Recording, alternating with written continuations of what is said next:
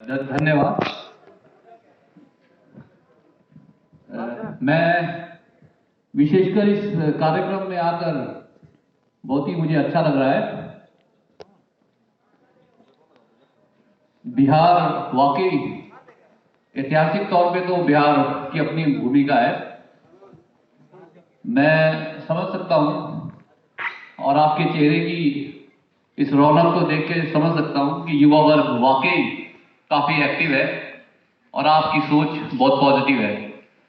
यहाँ के युवा वर्ग हर वर्ष विभिन्न प्रतियोगिताओं में सफल होकर विभिन्न सेवाओं में देश भर में अपना योगदान देते हैं। इसके लिए आप सभी बहुत ही आशीर्वाद और के पात्र हैं। मैं doctor Ashish Kumar Ashish SP sir का बहुत ही धन्यवादी हूं और मैं उनकी सोच और उनकी पहल के लिए उनको वाकई ये समझता हूं कि उन्होंने एक बहुत बड़ा कदम उठाया है जो कि आने वाली इस युवा पीढ़ी को वाकई आगे लेकर जाएगा और उनकी सोच में एक अच्छी पहल आएगी और जरूर वो अपनी पूरी एनर्जीज को फोकस करके अपने जीवन पर्यंत सफलता के लिए जरूर लगाएंगे। मैं पुनः एसपी सर यहाँ मौजूद सभी संभ्रांत लोगों का विशेषकर युवा वर्ग का धन्यवाद करता हूँ। SP sir, thank you very much for providing me this platform. I am very happy, I am very satisfied कि हमारा जो जिला प्रशासन है, विशेषकर एसपी साहब स्वयं इस पहल को रखते हैं और अपना योगदान, इतने बिजी शेड्यूल में रहते हैं, इतनी जिम्मेदारियों के बावजूद समय निकाला, सोचा और उसको कार्यान्वित किया, युवाओं को इकट्ठा किया और उनको प्रेरित करने के लिए वो अपना समय नहीं बल्कि हम लोगों को भी उन्होंने जोड़ा। बहुत बहुत धन्यवाद सर। मैं थोड़ा सा अभी सर से बात कर रहा था तो जरूर बताना चाहूंगा, मैं केंद्रीय बल सशस्त्र सीमा बल से हूं। युवा साथियों के लिए बताना चाहूंगा कि ना सिर्फ सिविल सर्विसेज में या स्टेट की सर्विसेज के अलावा बल्कि आपके पास जॉब अपॉर्चुनिटीज बहुत है। आप जल्दी हताश मत हो, आप मेहनत करें, जमकर मेहनत करें। मेहनत का एक टाइम है साथियों, वो एज है और उस एज में आप एनर्जी से भरपूर है। आपका हो सकता है किसी चीज का अभाव हो, पैसे का हो सकता है, समय का हो सकता है, योग्यता का भी हो सकता है, परंतु आप काफी चीजों में सक्षम है। समय निकालें, माहौल बनाएं। आसपास का माहौल मैंने देखा है, आप इस विशेष बिहार के राज्य में सभी बच्चे मिलकर तैयारी करते हैं। इससे बड़ा शुरुआत या इससे बड़ी अच्छी बात कहीं नहीं हो सकती। तो मुझे यकीन है यदि आप धैर्य से, मेहनत से, लगन से अच्छी मेहनत करते हैं, सही वक्त का इस्तेमाल करते हैं तो आपके पास बहुत सारी अपॉर्चुनिटीज आएंगी। केंद्रीय जो बल है सीएपीएफ, ये भी एक जॉब के लिए बहुत अच्छा अपॉर्चुनिटी है। इसमें विभिन्न पदों पर भर्ती समय समय पर होती रहती है।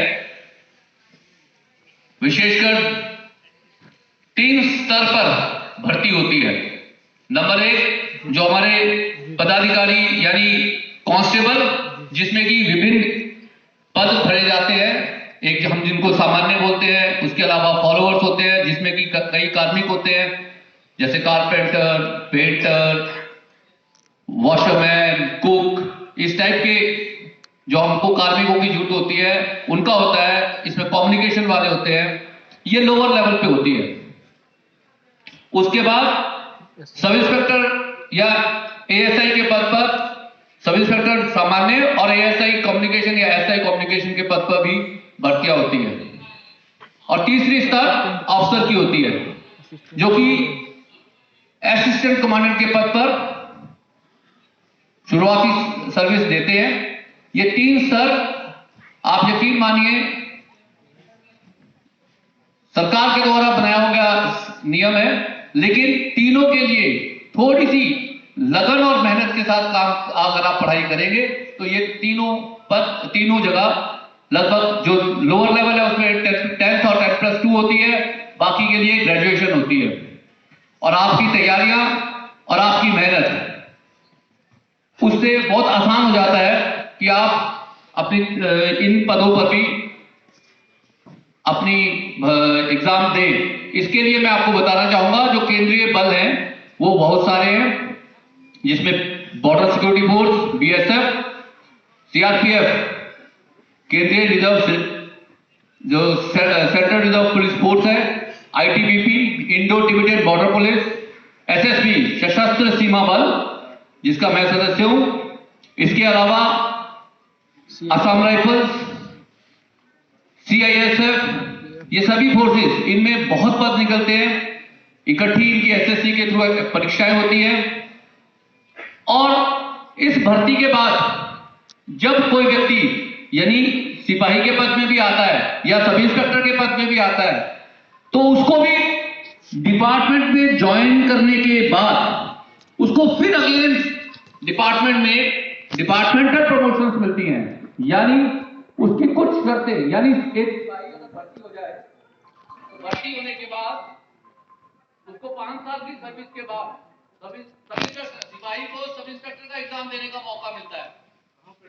और कोई सब इंस्पेक्टर भर्ती होता है तो उसको 5 साल के बाद लिमिटेड डिपार्टमेंट या डिपार्टमेंट के अंदर ही आने पर उसको असिस्टेंट कमांडेंट का एग्जाम देने का मौका मिलता है।